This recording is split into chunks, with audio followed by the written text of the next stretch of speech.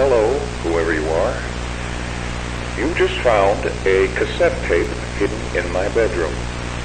Isn't that strange?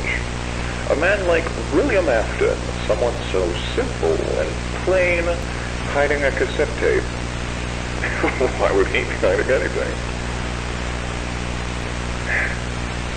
I'm sure that if you're from around here, you've heard of the somewhat recent happenings with Freddy Fazbear's Pizza. 3 cases of one and 1 case of 2. All of them adding up to the 5 missing children of Freddy's. That was me. I'll elaborate on that later.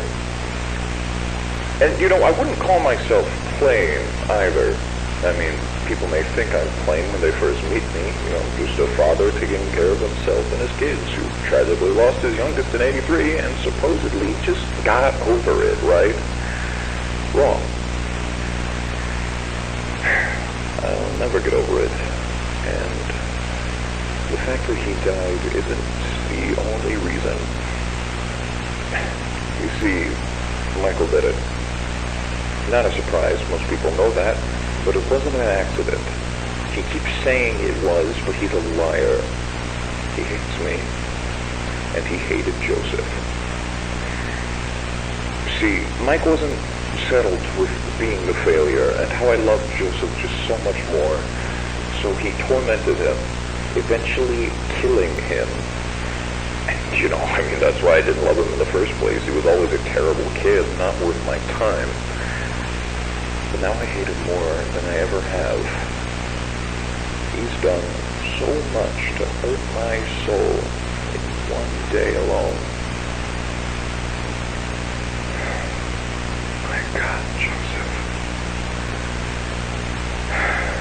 Ever since he killed him, I've wanted to put my hands around his neck and just squeeze the life out of his lungs. But of course, if I ever did that, I'd get caught.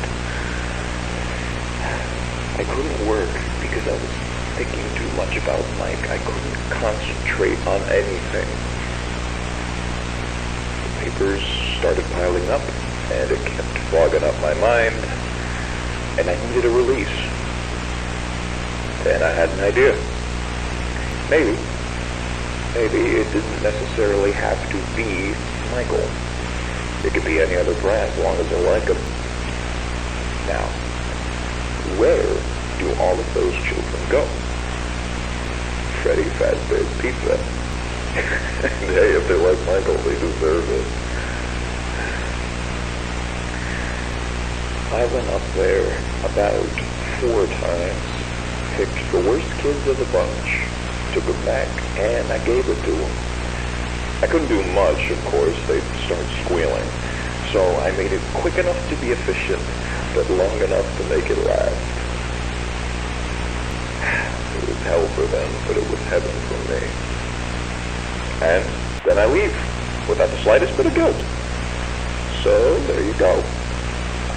And now that you've heard this, you should know that I check this spot every day to see if this tape is moved.